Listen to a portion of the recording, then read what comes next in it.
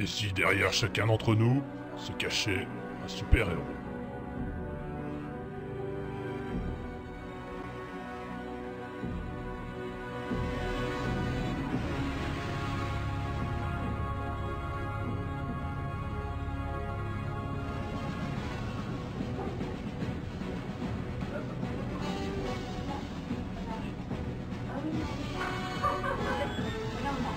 En même temps, il est pris de ma petite, je déconne.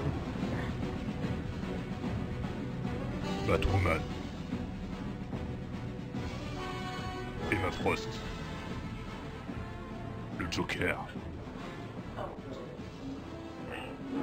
Je suis le pingouin. Bonjour, je suis Emma Frost. Bonjour, je suis Supergirl. Bonjour, je suis Double Face. Vous avez du mal à suivre? Tous ces personnages sont tirés de comics, ces bandes dessinées américaines pleines de super-héros costumés. Ces fans lillois sont des cosplayers. Le mot cosplay n'est pas encore dans le petit Robert, mais regroupe déjà une communauté très active en France. On additionne costume et playing, on obtient cosplay, une culture alternative qui consiste à jouer le rôle de personnages tirés de films, mangas ou encore jeux vidéo, en imitant costume et maquillage. C'est une activité du week-end, quoi. C'est un bon délire, c'est sympa. Il y a une petite communauté qui s'articule autour de ça. Et ouais, c'est un petit peu notre façon de nous amuser, de nous faire plaisir et de faire plaisir aux autres, quoi. Voilà, moi je suis éducateur, donc je travaille avec des enfants. Et ouais, dans la vraie vie, bah non, mon costume de Jedi il reste à la maison, bien sûr. Hein. Ça c'est sûr. Quand j'étais petit, j'étais un Jedi, tellement nerveux que lorsqu'il pleuvait, souvent je m'électrocutais.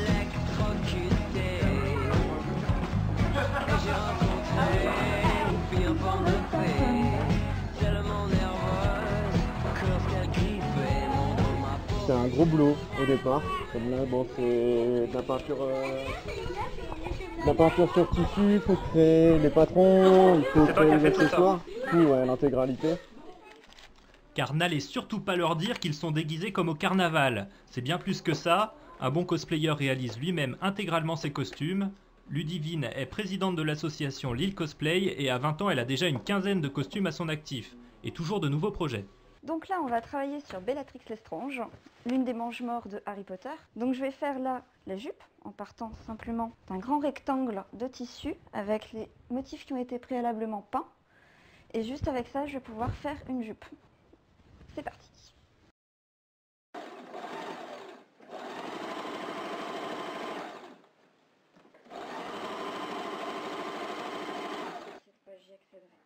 Et voilà, oui, la coiffure, je vais avoir du travail. Mais en termes de travail, j'ai plus que le haut et la ceinture à faire. Des costumes réalisés avec un souci extrême du détail, à grand renfort d'accessoires. Le cosplay, c'est une passion qui demande de l'argent et pas mal de temps. C'est Euphemia de Code Guise, sur lequel j'ai passé en tout et pour tout 7 mois. Donc il est entièrement fait, c'est-à-dire que tous les motifs, c'est moi qui les ai faits avec de la peinture à tissu. J'ai dû payer à peu près 150 € avec la crinoline et la perruque. Donc c'est tout le tissu, toute la peinture, tout inclus. Donc ce qui est pas très très cher étant donné que la perruque m'a coûté 40 € et la crinoline 20 € déjà. Un coût non négligeable mais qui reste inférieur au prix d'un costume équivalent acheté en magasin. Le plaisir de porter des pièces faites de ses propres mains, lui, n'a pas de prix. Et à force de s'habiller en princesse, le conte de fées devait bien finir par arriver. C'est grâce au cosplay que Ludivine et Alexandre se sont rencontrés.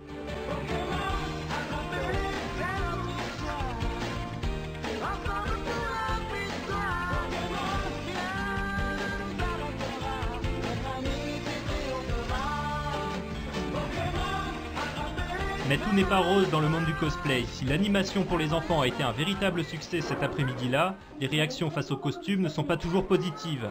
Les cosplayers doivent parfois faire face à de la méfiance, des jugements désobligeants, voire des insultes. Les gens ne connaissent pas, donc jugent rapidement. Ils ne voient pas l'aspect réalisation du costume, l'aspect acteur du costume, de prendre la pose pour Supergirl ou autre. Allez, les super-héros avec moi. Ils voient tout de suite l'aspect fou, entre guillemets, voilà, travesti. Travesti, enfantin. Voilà, c'est ça. On nage en pleine régression, comme a dit Voilà. un journaliste. On est tous, je veux dire, très bien intégrés dans la vie sociale. C'est juste une passion comme une autre, quoi. Comme certains feraient du patinage, certains des échecs. On fait du cosplay. Mission accomplie pour nos super-héros du jour. À l'abri des vestiaires, l'anonymat est préservé. Il est temps de revenir à la vie normale. Dans quelques minutes, Supergirl et consorts auront disparu, ou presque. Ne me moquerai jamais. Plus jamais. Mais déjà, ils sont tous prêts pour de nouvelles aventures.